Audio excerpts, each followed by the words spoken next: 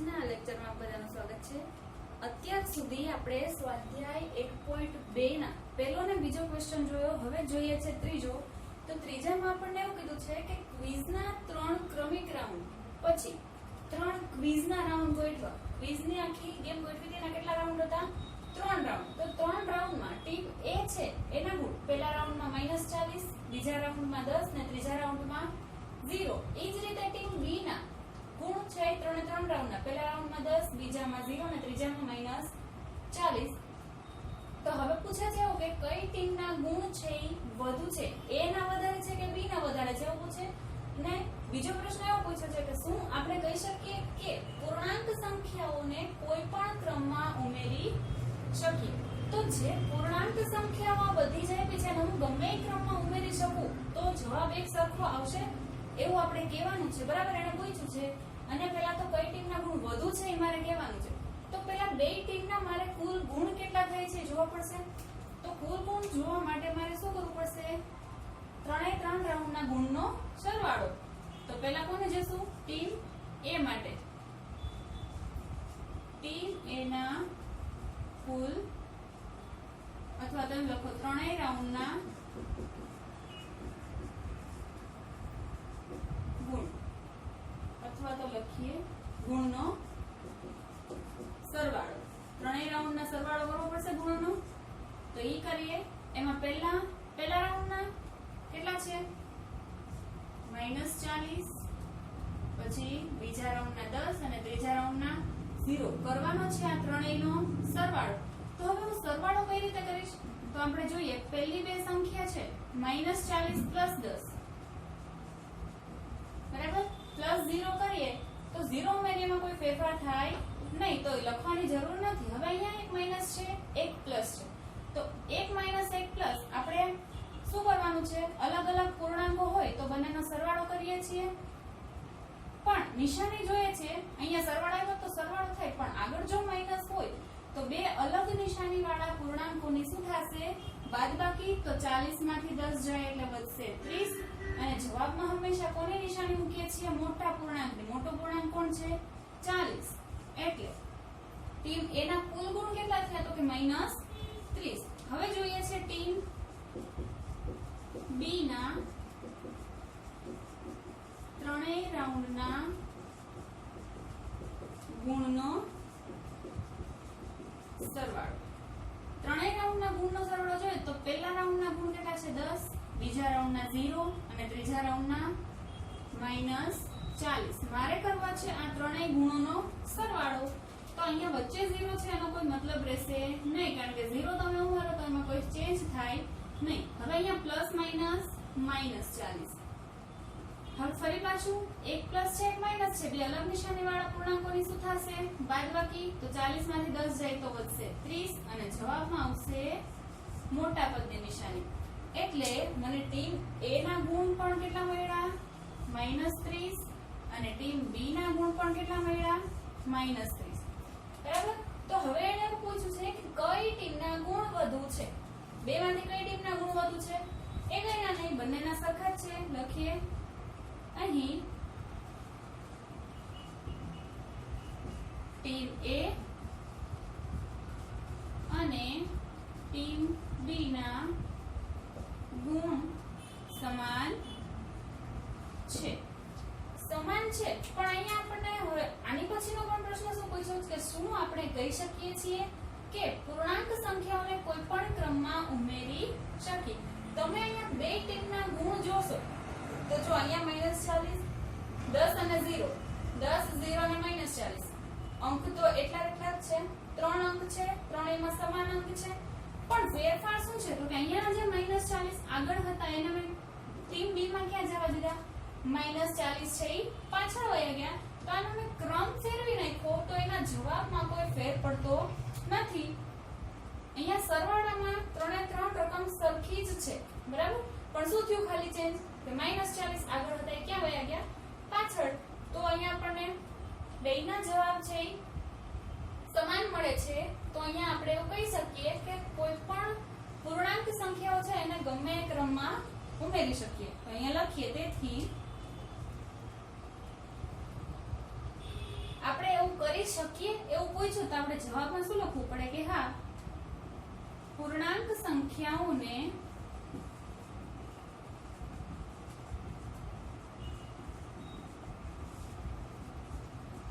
કોઈ પણ ક્રમમાં ઉમેરી શકાય. હવે ક્વેશ્ચન 4 જોઈએ તો આમાં શું કીધું છે કે નીચે આપેલ વિધાનો એટલે કે આખા વિધાન આપ્યા છે ને સાચા બનાવવા માટે મારે ખાલી જગ્યામાં શું આવે ઈ લખવું પડે છે. તો પહેલું જોઈએ -5 પ્લસ -8 બરાબર -8 પ્લસ અહીંયા શું ઉમેરવું તો આ બાજુનું કિંમત ને આ બાજુ બે સરખા થાય તો મારે જવાબ ગોતવાનો જરૂર નથી, જવાબ સીધો સામો જ દેખાય છે. અહીંયા આગળ જ આપણે વાત કરી કે ક્રમ બદલતા જવાબમાં કોઈ ફેર પડતો નથી. તો અહીંયા આપણને જે -5 પ્લસ -8 આપ્યું છે એમાંથી -8 અહીંયા આવી ગયું પ્લસ અહીંયા આવી ગયું તો હવે ખાલી જગ્યા છે ને શું વધશે તો કે -5. બંનેના જવાબ વિધાન સાચા બનાવવા છે એનો મતલબ કે વચ્ચે બરાબર છે તો આ બાજુની ને આ બાજુની બેની કિંમત કેવી હોવી જોઈએ? સમાન. પછી જોઈએ બીજું તો અહીંયા -53 પ્લસ ખાલી જગ્યા બરાબર -53 એનો મતલબ કે -53 નો હું એવી કઈ સંખ્યા કયો પૂર્ણાંક ઉમેરું તો જવાબમાં કોઈ ફેર પડશે નહીં, જવાબ એને એ રહે. તો અહીંયા એક જ સંખ્યા એવી છે કે જે ઉમેરતા એના જવાબમાં કોઈ ફેર પડે નહીં અને કઈ છે 0. હવે ત્રીજું જોઈએ 17 પ્લસ ખાલી જગ્યા બરાબર 0. આ શું કહેવા માંગે છે કે 17 માં એવી કઈ સંખ્યા ઉમેરું તો એનો જવાબ 0 આવે. તો આપણે આગળ જોઈ ગયા હતા નિયમ જ હતો કે જે સંખ્યા જે પૂર્ણાંક આપ્યો હોય એનો વિરોધી પૂર્ણાંક તમે એમાં ઉમેરશો તો તમને જવાબ કેવો મળે 0. તો 17 નો વિરોધી પૂર્ણાંક કયો થયો? -17 બરાબર. અહીંયા 17 એક પ્લસ છે અને એક માઈનસ છે, બેની બાદબાકી 17 માંથી 17 જાય તો કેટલા વધશે? 0. પછી જોઈએ ચોથું તો એમાં શું કીધું છે 13 પ્લસ -12. અહીંયા જો મોટો કૌંસ આપ્યો છે એનો મતલબ કે પેલું જૂથ બન્યું અને પ્લસ કરીને ખાલી જગ્યા છે એનો મતલબ કે ત્રીજી સંખ્યાને મારે લખવાની છે બરાબર. વિધાન સાચું બનાવવા માટે મારે એક સંખ્યા ખાલી જગ્યા પૂરવાની છે બરાબર 13. અહીંયા આગળ હતા એને એકલા પડ્યા પ્લસ કરીને હવે જૂથ બનાવ્યું એ બીજી સંખ્યા છે એમાંથી -12 આવી ગયા છે અને પ્લસ -7 છે. તો હવે મેં અહીંયા ચેન્જ શું જોયો તો અહીંયા પહેલું જૂથ હતું પહેલી બે સંખ્યાનું, અહીંયા જૂથ છે પાછળની બે સંખ્યાનું છે પણ આમાંથી પહેલી સંખ્યા છે એને એકલી પાડી દીધી, અહીંયા -12 આપ્યા છે તો હવે અહીં ખાલી જગ્યામાં વધે શું તો કે જે છેલ્લી સંખ્યા આપી છે એટલે અહીંયા કેટલા આવશે -7. પછી જોઈએ પાંચમું તો અહીંયા પણ જૂથનો નિયમ છે -4 પ્લસ 15 પ્લસ -3 પાછળની બે સંખ્યાનું જૂથ બનાવ્યું છે બરાબર કરીને -4 પ્લસ 15 એટલે કે હવે આ બેનું જૂથ બનાવી નાખ્યું તો હવે પાછળ એકલું વધશે કોણ -3 એટલે જવાબમાં શું આવશે અહીંયા -3. હવે અહીંયા આપણો આ સ્વાધ્યાય 1.2 છે એ પૂરું થાય છે. એના પછી આપણે પૂર્ણાંકોના ગુણાકાર માટેના અમુક નિયમો જોઈએ. અત્યાર સુધી આપણે સરવાળા બાદબાકી માટેના નિયમો જોયા. એમાં શું હતું તો કે જ્યારે આપણને બે પૂર્ણાંકો અલગ અલગ નિશાની વાળા હોય તો આપણે શું કરતા હતા એની બાદબાકીના જવાબમાં શું મૂકીએ નિશાનીમાં જેમાં જે અંક મોટો હોય એ, અને જ્યારે સમાન નિશાની આપેલી હોય તો હંમેશા એ સંખ્યાનો શું કરતા હતા સરવાળો અને જવાબમાં બંનેમાં જે નિશાની આપેલી હોય સરખી એ મૂકતા હતા. પણ પૂર્ણાંકના જ્યારે ગુણાકાર કરવા હોય તો એના માટેના નિયમો દેખાતા સેમ લાગશે પણ છે થોડાક અલગ બરાબર. જો અહીંયા પ્લસ ધન પૂર્ણાંક છે, પ્લસ છે શું દર્શાવે છે ધન પૂર્ણાંક અને માઈનસ છે ઋણ પૂર્ણાંક, જે આપણે અહીંયા લખી નાખીએ નોંધ. પ્લસ દર્શાવશે ધન પૂર્ણાંક અને માઈનસ દર્શાવશે ઋણ પૂર્ણાંક બરાબર. જ્યારે તમને અહીંયા ગુણાકાર માટે પ્લસ નિશાની દેખાય તો ઈ ધન પૂર્ણાંક દર્શાવશે અને ઋણ નિશાની દેખાય તો શું દેખાડશે ઈ ઋણ પૂર્ણાંક. તો હવે અહીંયા જુઓ પ્લસ પ્લસ એનો મતલબ કે બે ધન પૂર્ણાંકોનો ગુણાકાર, બે ધન પૂર્ણાંકોનો ગુણાકાર કેવો મળે પ્લસ નહીં પણ કેવો મળશે ધન પૂર્ણાંક. સરવાળો કરવાનો નથી, ગુણાકારમાં ખાસ ધ્યાન રાખવાનું તમે આગળ સરવાળા બાદબાકીના નિયમો છે એમાં લગાડી દેશો તો તમારો જવાબ ખોટા હશે. તમે શું કરશો કે 2 પ્લસ છે તો કરી નાખીએ સરવાળો, પણ અહીંયા વચ્ચે ગુણાકારની નિશાની આપી છે, તમારે શું કરવું પડે? ગુણાકાર. આ પ્લસ શું દેખાડે છે તો કે જવાબ છે એ મને ધન પૂર્ણાંક મળશે. બરાબર. અહીંયા 2 માઈનસ એટલે કે 2 સરખી નિશાની છે. સરખી નિશાની વાળી સંખ્યાઓનો ગુણાકાર હંમેશા કેવો મળશે? ધન પૂર્ણાંક. 2 સરખી નિશાની વાળી સંખ્યાઓનો ગુણાકાર કર્યો હંમેશા કેમાં મળશે? ધન પૂર્ણાંકમાં જવાબ. બરાબર. અને જ્યારે 2 અલગ અલગ નિશાની વાળી સંખ્યા હોય એનો ગુણાકાર જોતો હોય તો એનો જવાબ મને કેવો મળશે? ઋણ પૂર્ણાંક. હંમેશા સમાન નિશાની વાળા પૂર્ણાંકોનો ગુણાકાર ધન પૂર્ણાંક મળશે, અલગ નિશાની વાળા પૂર્ણાંકોનો ગુણાકાર ઋણ પૂર્ણાંક મળશે. બરાબર. અને એક નિયમ વધારે કે જ્યારે કોઈ પણ પૂર્ણાંક છે, ગમે એ પૂર્ણાંક, એનો તમે ગુણાકાર કરશો કોની સાથે? 0 સાથે, તો હંમેશા જવાબ તમને શું મળશે? 0. કારણ કે તમે ગમે એ સંખ્યાનો 0 સાથે ગુણાકાર કરશો તો તમને જવાબ હંમેશા એનો ગુણાકાર કેટલો મળશે? 0.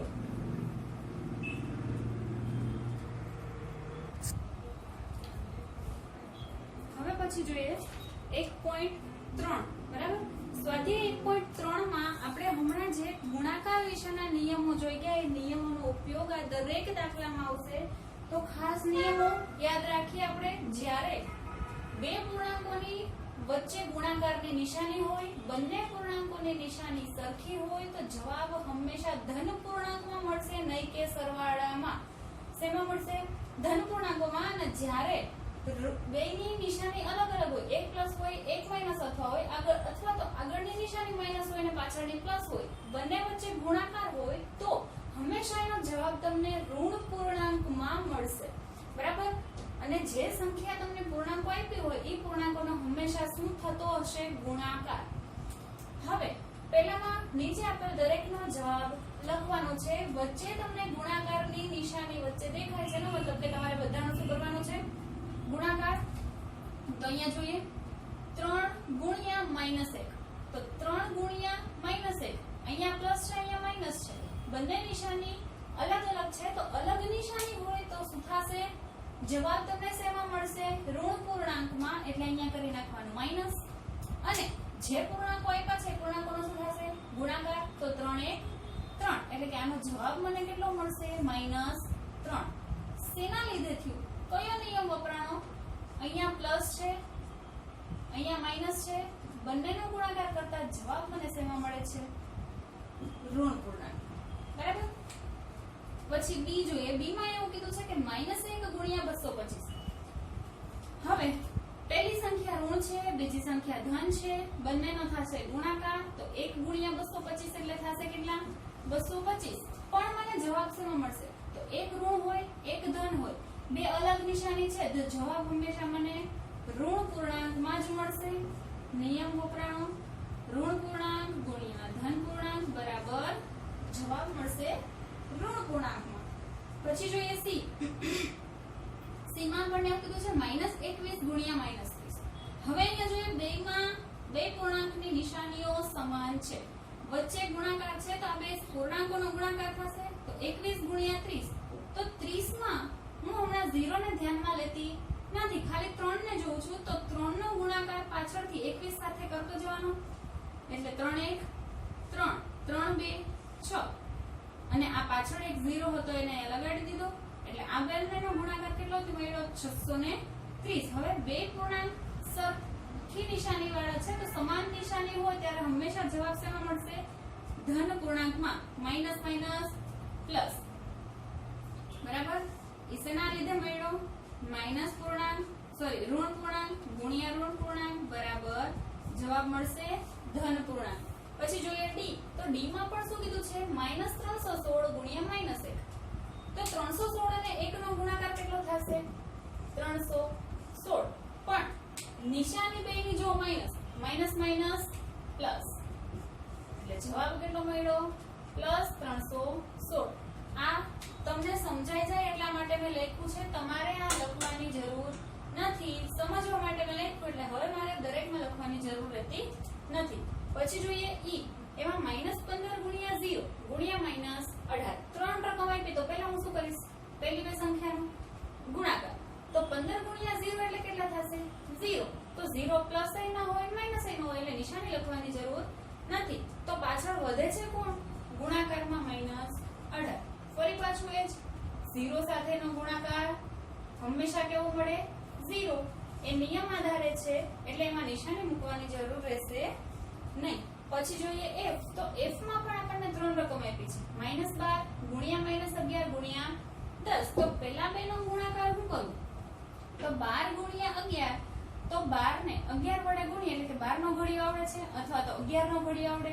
ચાલો 11 નો ઘડિયો 11 2 22. આપણે ગુણાકાર હંમેશા ક્યાંથી કરીએ છીએ ડાયરેક્ટ પાછળથી 11 2 22 22 ના 2 વધી 2 11 1 11 ને 2 13 એટલે કે 132. અહીંયા માઈનસ માઈનસ માઈનસ પ્લસ સરખી નિશાની વાળા હોય તો જવાબ કેમાં મળશે ધન પૂર્ણાંકમાં. અને ગુણાકારમાં 10 તો 132 ગુણ્યા 10 એટલે કેટલા થશે 1320. કેવા મળે ધન પૂર્ણાંકમાં. હવે પછી જોઈએ g. તો g માં શું કીધું છે 9 ગુણ્યા -3 ગુણ્યા -6. તો પહેલા બે પૂર્ણાંકોનો ગુણાકાર એક ધન છે એક ઋણ છે તો ગુણાકાર તો લખી જ નાખશું 9 3 27. એક plus minus plus minus minus ગુણાકારમાં -6 એમ.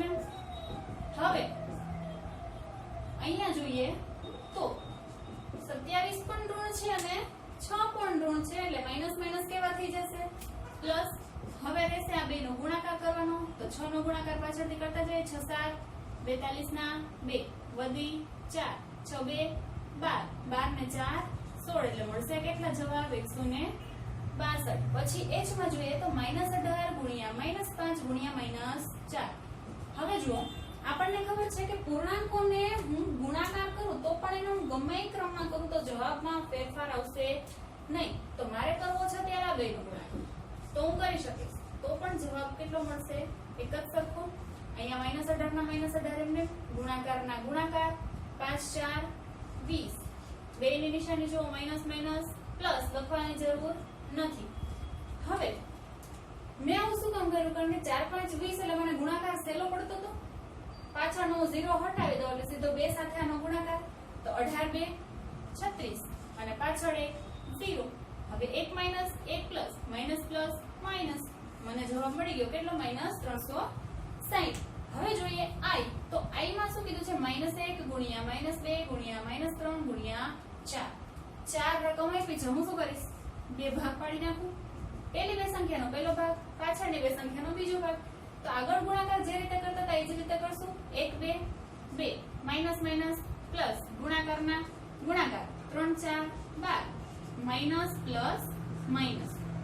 આપણે જે બે સંખ્યાના ગુણાકાર લઈએ છીએ એ બે સંખ્યાની જ નિશાની મારે ધ્યાનમાં લેવી પડે.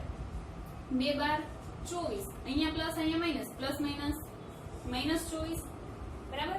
પછી જે એમાં -3 ગુણ્યા -6 ગુણ્યા -2 ગુણ્યા -1.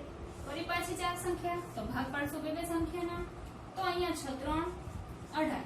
અહીંયા માઈનસ માઈનસ માઈનસ પ્લસ લખવાની જરૂર નથી વચ્ચે ગુણાકાર અહીંયા 2 1 2 માઈનસ માઈનસ પ્લસ લખવાની જરૂર નથી 18 2 36. તો મારો જવાબ કેટલો આવ્યો +36 બરાબર. અહીંયા 1.3 નો પહેલો ક્વેશ્ચન છે પૂરો થાય છે ગુણાકારના જવાબ લખવા માટેનો. હવે બીજું જોઈએ છે એમાં આપણને એવું કીધું છે કે નીચેનાને ચકાસો.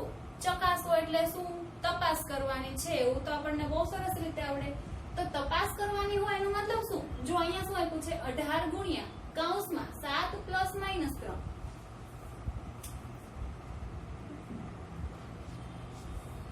બરાબર કરીને આ સાઈડ આપ્યું છે 18 ગુણ્યા 7 પ્લસ બીજા કૌંસમાં 18 ગુણ્યા -3. તો તમને આમાંથી કંઈક દેખાતું હોય સરખું.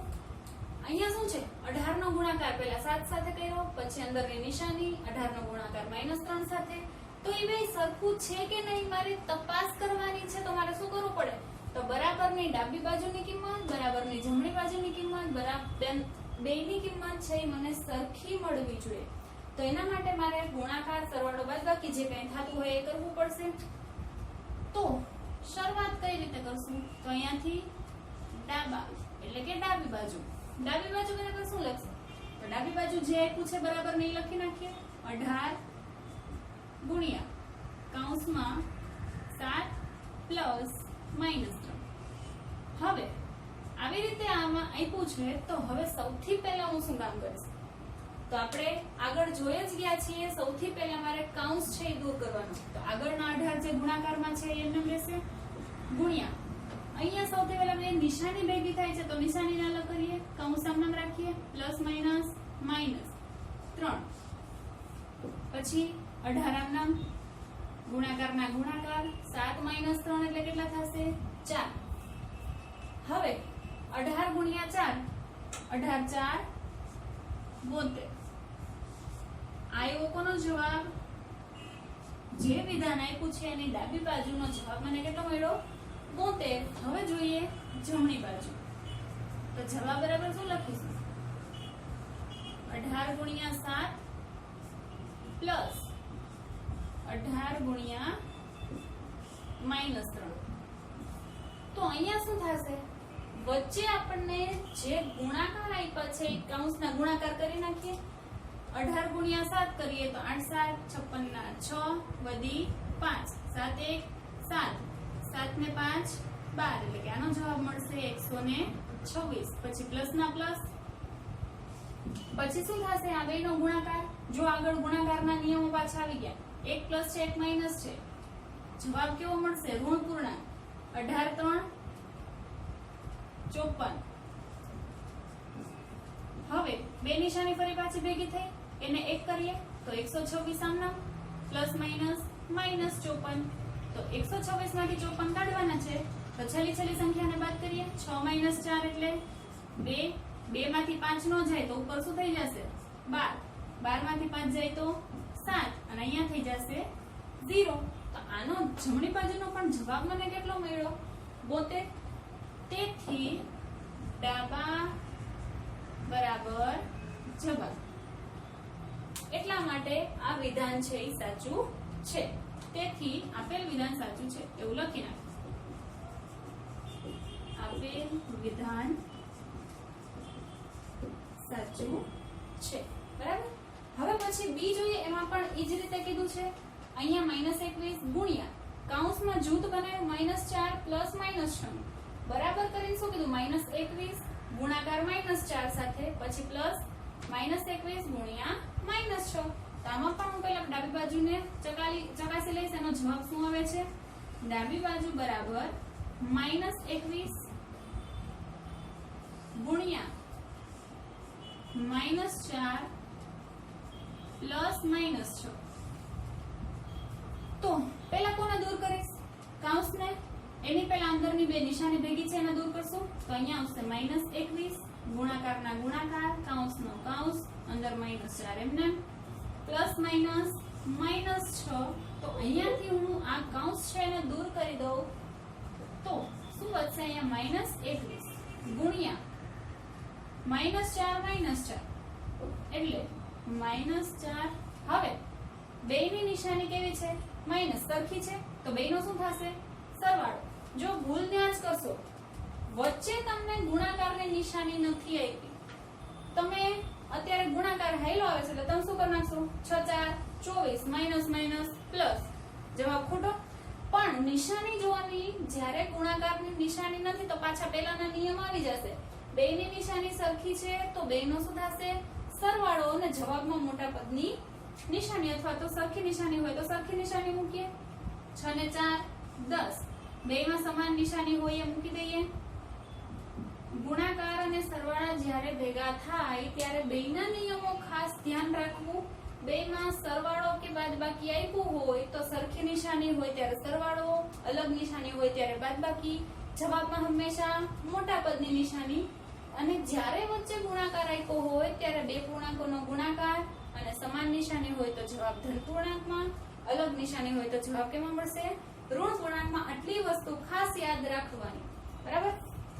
પછી અહીંયા શું પૂછે 21 ગુણ્યા -21 ગુણ્યા -10 તો 21 અને 10 નો શું થશે ગુણાકાર 21 અને 10 નો ગુણાકાર એટલે કેટલો થશે 210.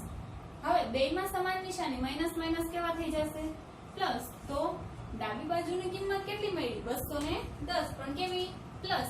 હવે જોઈએ જમણી બાજુ માટે તો જવાબ બરાબર શું છે -21 ગુણ્યા -4 પ્લસ -21 ગુણ્યા -6. હવે શું કરશું કૌંસના પેલા ગુણાકાર કરી નાખીએ.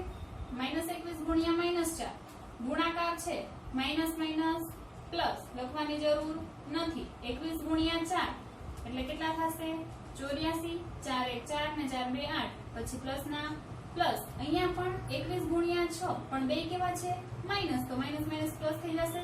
હવે કરીએ સરવાળો 6 1 6 અને 6 2 12 એટલે 126. હવે કરીએ આ બંનેના સરવાળા પાછળથી 6 ને 4 10 ની શૂન્ય વધી 1 2 ને 1 3 3 ને 8 11 નો 1 વધી 1 1 ને 2 એટલે આ પણ મને કેટલા મળ્યા 210. એ પણ કેવા છે પ્લસ. બે ની કિંમત સરખી મળી તેથી હું શું લખી શકું ડાબા બરાબર જવા. તેથી આપેલ વિધાન સાચું છે. બરાબર. અહીંયા આપણા સ્વાધ્યાય 1.3 છે એનો પહેલો ક્વેશ્ચન ગુણાકાર માટેનો અને બીજો ક્વેશ્ચન પણ ગુણાકાર માટેનો જ છે. પણ અહીંયા ચકાસવાનું એટલે કે આ વિધાન આપણને જે આપ્યા છે એ સાચા છે કે નહીં જોવા માટે મેં શું કર્યું ડાબી બાજુની કિંમત મેળવી જમણી બાજુની કિંમત મેળવી બે કિંમત સરખી મળી એટલે મેં શું લખ્યું ડાબા બરાબર જવાબ. એટલે ચકાસવાનું કીધું તો આ વિધાન સાચું છે એ આપણે લખી નાખ્યું. બીજામાં પણ એ જ રીતે ડાબી બાજુની કિંમત મેળવી જમણી બાજુની કિંમત બંનેની કિંમત સરખી મળી તેથી શું થાય ડાબા બરાબર જવાબ. તો બંનેની જે વિધાન આપેલું છે એ વિધાન કેવું થશે સાચું. ચાલો હવે જોઈએ પછી 1.3 નો ત્રીજો ક્વેશ્ચન. તો ત્રીજામાં આપણને પેટા બે ક્વેશ્ચન આપેલા છે. એમાં પહેલું જોઈએ. પહેલામાં એવું કીધું છે કે કોઈ પણ પૂર્ણાંક સંખ્યા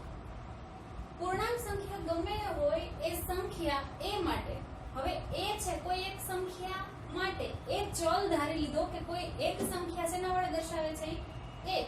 તો એક પૂર્ણાંક સંખ્યા છે એને -1 ગુણ્યા a બરાબર શું થાય. એટલે મારે ખાલી એટલું જ ધ્યાનમાં લેવાનું છે કે -1 ગુણ્યા a એના બરાબર શું મળે -1 ગુણ્યા a. તો અહીંયા ગુણાકારના નિયમોના આધારે હું શું કહી શકું કે અહીંયા કોઈ પણ એક પૂર્ણાંક સંખ્યા એટલે અહીંયા કઈ નિશાની નથી એટલે એનો મતલબ કે ધન સંખ્યા છે. તો એ ધન સંખ્યા છે એનો ગુણાકાર 1 સાથે કરીએ એનો ગુણાકાર કેટલો થશે 1 સાથે 1 અને અહીંયા માઈનસ છે અહીંયા પ્લસ છે 1 minus 1 plus minus plus minus તો જવાબ મને કેટલો આવશે -1 બરાબર. તો આ -1 ગુણ્યા a બરાબર -a થાય. હવે એના પછી b જોઈએ તો b માં શું કીધું છે કે નીચેની પૂર્ણાંક સંખ્યા આ બધી તમને પૂર્ણાંક સંખ્યા આપી છે બધાનો ગુણાકાર મારે કોની સાથે કરવાનો છે -1 સાથે. તો -1 સાથે બધાનો ગુણાકાર શું થશે તો અહીંયા -22 નો -1 સાથેનો ગુણાકાર બરાબર. બધાનો ગુણાકાર કોની સાથે કરવાનો છે -1 સાથે. તો અહીંયા મને ગુણાકાર કઈ રીતે મળશે -22 ગુણ્યા -1. ફરી પાછા ગુણાકારના નિયમો 22 ગુણ્યા 1 એટલે કેટલા મળશે 22 માઈનસ માઈનસ પ્લસ એટલે કેટલા મળ્યા +22. જો અહીંયા તમે એક વસ્તુ જોઈ શકશો કે -1 સાથે ગુણાકાર છે. જો 1 સાથે તમે ખાલી ગુણાકાર કરો તો જે સંખ્યા હોય એને રહેશે પણ તમે ગુણાકાર કોની સાથે કરો છો -1 સાથે એટલે સંખ્યા એને રહેશે પણ નિશાની કેવી થઈ જશે વિરુદ્ધ. બરાબર. અહીંયા b માં પણ જોઈએ કોનો ગુણાકાર કરવાનો છે 37 નો કોની સાથે -1 સાથેનો ગુણાકાર. તો અહીંયા શું લખશું આપણે 37 ગુણ્યા -1. તો 37 ગુણ્યા 1 એટલે શું થશે 37. અહીંયા પ્લસ અહીંયા માઈનસ બે અલગ નિશાની હોય તો એ પૂર્ણાંકનો જવાબ કયા પૂર્ણાંકમાં મળશે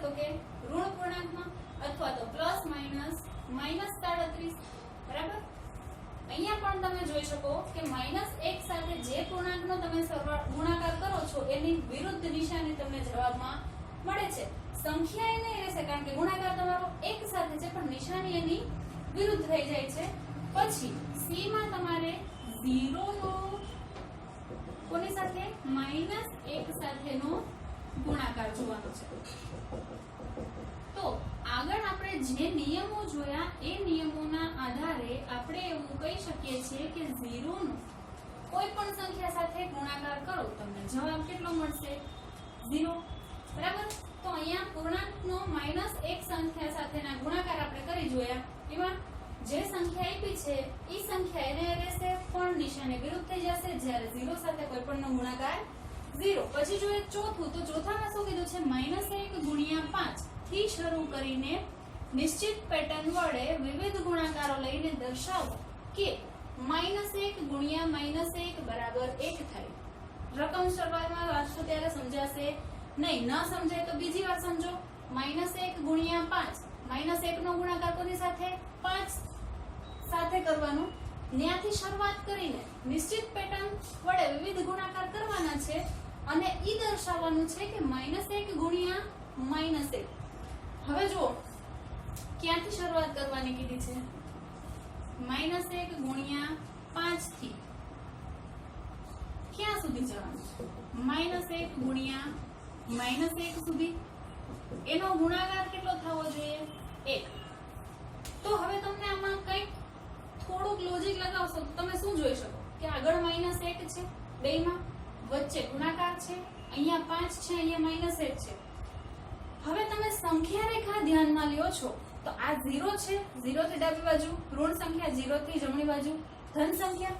તો હવે 5 જે છે એ અહીંયા 0 છે, આ બાજુ ઋણ છે, અહીંયા ધન છે. ધારો કે 0 થી આ બાજુ તમને અહીંયા 5 મળે છે. 5 થી તમારે -1 સુધી જવું હોય, 0 પછી -1 આવશે તો તમારે કઈ સાઈડ ચાલવું પડશે ડાબી બાજુ. જો હું સંખ્યા રેખા દોરું અહીંયા છે 0, અહીંયા 1 2 3 4 5 અને આ સાઈડ કેટલા છે -1 -2 -3 આવશે. તો મારે જવું છે 5 થી -1 સુધી. ખાસ જો 5 થી કઈ સાઈડ જવું છે -1 સુધી. તો મારે અહીંયાથી શરૂ કરવાનું છે ગુણાકાર.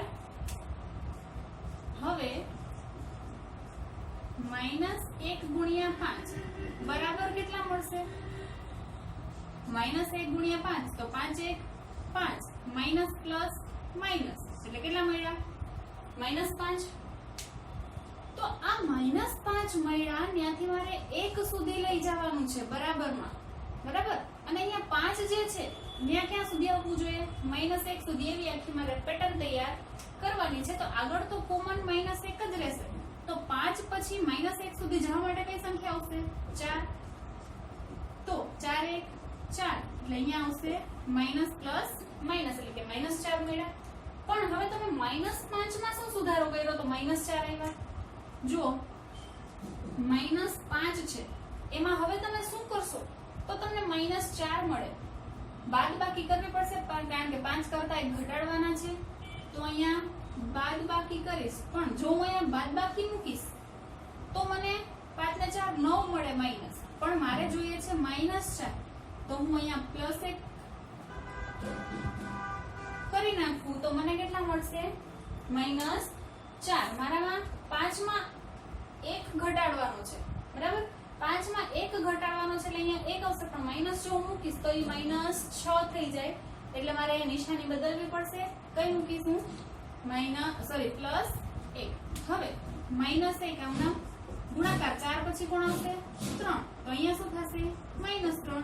તો -5 માં કેટલા ઉમેરશો તો 3 આવશે તો કે 2. હવે -1 ગુણ્યા 3 પછી કેટલા આવશે 2. તો આ બેનો ગુણાકાર -2. તો -5 માં કેટલા સુધારો કરો કેટલા પ્લસ કરો તો તમને -2 મળશે તો કે +3.